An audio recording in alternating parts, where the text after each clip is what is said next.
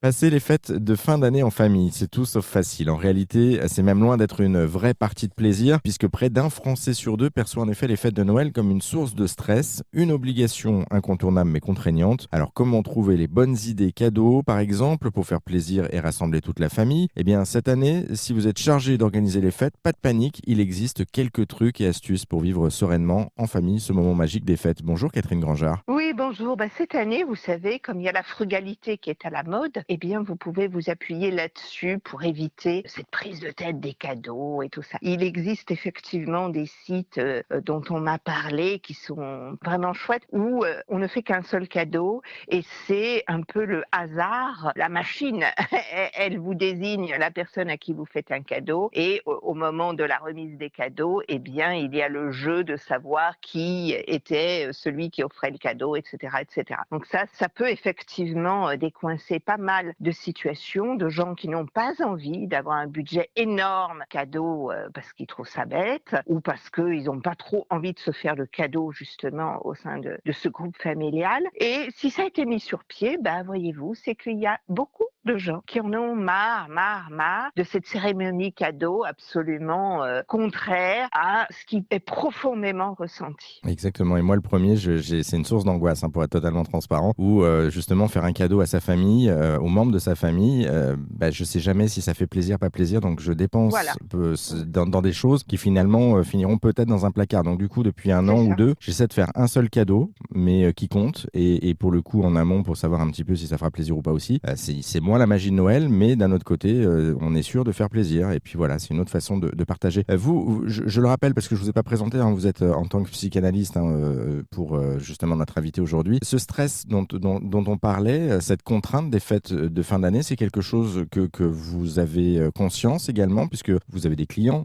Est-ce qu'ils vous en parlent et qu'est-ce qu'ils vous disent? Bien sûr, mais bien sûr. Depuis de longues années, j'hésite à prendre des vacances à cette période de l'année parce qu'il y a beaucoup de gens qui décompensent. Il y a beaucoup de gens que les retrouvailles dans toute la famille mettent à mal et ça fait revivre des choses enfouies, ça fait revivre des angoisses. Il y a des gens qui, s'ils n'y vont pas, ils se sentent coupables, mais s'ils y vont, ils se sentent mal. Donc, vous voyez, c'est très, très, très, très compliqué. Sans arriver jusqu'à des extrémités où c'est le grand déballage. Alors, tout le monde connaît le film Festen. Et donc, du coup, vous voyez, il y a dans ces regroupements des tentations de dire ce qui pèse depuis des dizaines d'années au fond de son cœur, au fond de sa tête, et qu'on ressasse en permanence. Donc, tout le monde n'en est pas là, tant mieux. En revanche, beaucoup de gens ne se réjouissent pas de ce type de regroupement obligatoire. Et s'ils restent chez eux, quelle solitude, quelle tristesse de ne pas être dans une famille idéale où on a du bonheur à se retrouver. Vous voyez, donc c'est assez complexe. Comment on fait du coup pour éviter que ça nous arrive d'avoir ce sentiment de culpabilité, de stress, d'angoisse finalement au moment des fêtes en famille?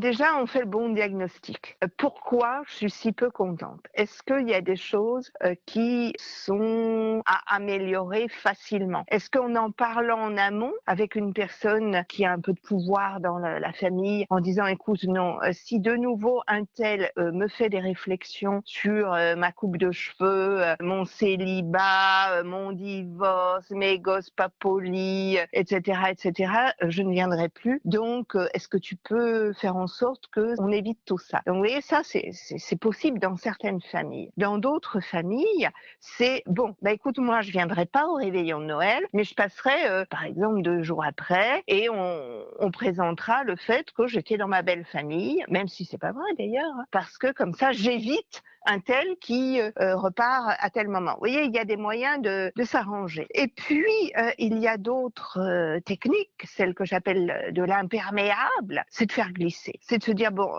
telle personne, c'est foutu, elle comprend rien, elle est complètement obtuse, c'est pas la peine. Donc, moi, je ne lui parle pas. Lorsqu'il prend la parole, je quitte la table, etc.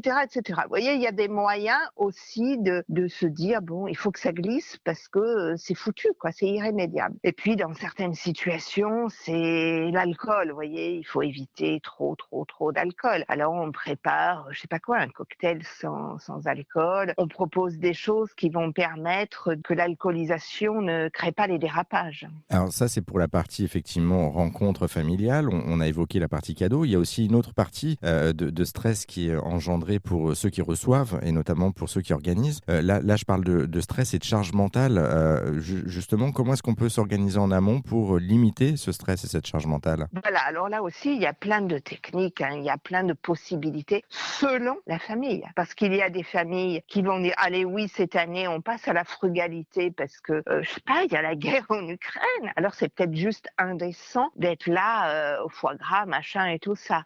Il y a d'autres familles qui vont dire, bah toi qui reçois cette année, on sait que tu as, je sais pas quoi, des jumeaux nouveau-nés, on va tous venir avec un plat, avec un truc et on va se débrouiller. Et puis plutôt que de loger chez toi, eh bien on prend des chambres d'hôtel, on prend un gîte, on prend je sais pas quoi. Vous voyez, il y a des possibilités en amont d'alléger la charge mentale de telle ou telle personne qui reçoit. Et si on est celle qui reçoit, on peut dire cette année, je vous demande de participer en amenant je sais pas quoi. Je vous demande, vous voyez, on peut demander. Dans d'autres familles, on ne peut pas. Alors là, ça va dépendre des moyens financiers des uns et des autres. Parce qu'évidemment, si on a les moyens financiers, on peut acheter des choses déjà prêtes sans prendre tout chez le traiteur, mais on peut prévoir en avance un certain nombre de choses. On peut simplifier le repas, la réception et tout ceci, ça va dépendre de la famille. Parce qu'il y a des familles qui sont intransigeantes et auquel cas, si vous recevez mal, vous en entendrez parler pendant 10 ans. Donc, il n'y a pas de solution miracle. Hein, voilà, on le répète pour recevoir, comme pour les cadeaux, comme pour la conversation. Mais parfois, il y a des solutions plus simples. On peut s'autoriser à demander. On a le droit. En tout cas, l'important, c'est le dialogue, d'échanger et de s'écouter. Un petit mot pour terminer sur les enfants. Je voulais qu'on en parle quand même. Pourquoi est-ce que c'est important de les mettre à l'honneur en cette période aussi? Bah écoutez, Noël, c'est pour les enfants. On croit au Père Noël. Alors on met les enfants à l'honneur parce que quelque part, on est des enfants. On n'a pas tué l'enfant en nous. Hein. Il y a quelque chose on aime encore toutes ces lumières dans les rues, même si on nous dit, mais attention, parce qu'il va falloir quand même moins chauffer cet hiver, moins dépenser en électricité. Ah mais il faut pas toucher à Noël. Vous voyez, il y a quelque chose à interroger au plus profond de chacun d'entre nous. Est-ce que j'arrête de croire au Père Noël cette année? Bon, en tout cas, on va se poser la question. Merci beaucoup, Catherine Grangeard, pour tous ces conseils et cet échange. Finalement, j'aimerais terminer par ça. Finalement, Noël et les fêtes de fin d'année restent des occasions uniques de passer du temps ensemble, en famille, et de profiter des gens qu'on aime. Alors, pour organiser Noël en famille, restons des enfants, justement, car comme le disait Guillaume Apollinaire, c'est Noël, il est grand temps de rallumer les étoiles.